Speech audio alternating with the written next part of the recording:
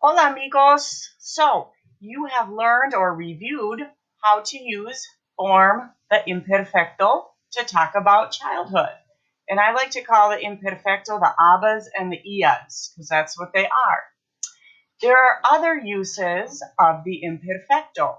Get your books and go to página 44, page 44. Give you a minute to do that, or you could pause me. All right, it says at the top, gramática repaso usos del imperfecto. You have learned to use the imperfect to describe something that used to take place regularly, like in our childhood. You also use the imperfect to describe people, places, and situations in the past. Okay, so if we see some examples, here we have weather, hacía mucho calor.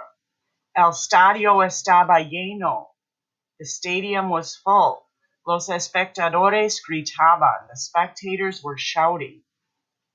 To talk about a past action that was continuous or kept happening. Los atletas se entrenaban en el gimnasio. So that would be like the athletes would train in the gym, to imply that it happened regularly. To describe date, time, age, and weather. Very important. Date, time, age, and weather in the past. Era el 5 de noviembre, eran las 6 de la mañana, hacía calor. And remember, with age, we use that verb tener.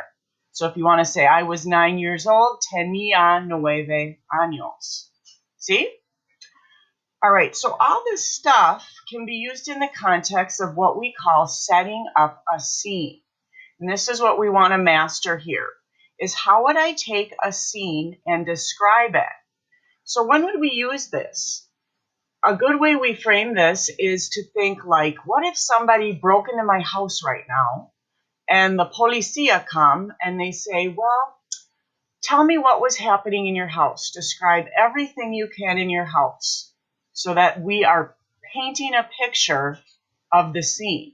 So I would go on in English and I would say, okay, I was working, my kids were studying, it was midday, it was winter out, it was snowing out, my cats were eating, my dog was sleeping, and we go on and we kind of paint a mental picture of all the things that were taking place. So we could say what colors, what actions were happening, trying to make descriptions.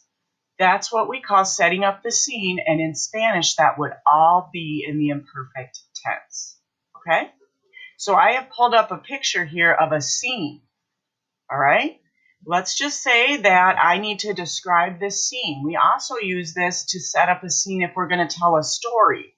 Okay, a lot of ways a story or a movie start out with you trying to get people to visualize that scene. So you have to say what was happening, describe the weather, the atmosphere, things like that. All right, so let's look at this in Spanish. What are things I could say? I could say the man was looking at his phone. El señor or el hombre miraba su teléfono. Imperfect tense. The lady was reading a magazine. La mujer leía una revista. The officer, the police, gave a ticket. La policía ponía una multa. Maybe I want to say this guy was skateboarding. El joven montaba en monopatín. This lady was running. Esta mujer corría. Let's go on to describe weather. Looks sunny. Hacía sol. Maybe I could just say some general things using había. There were. Había muchas personas. Había pájaros.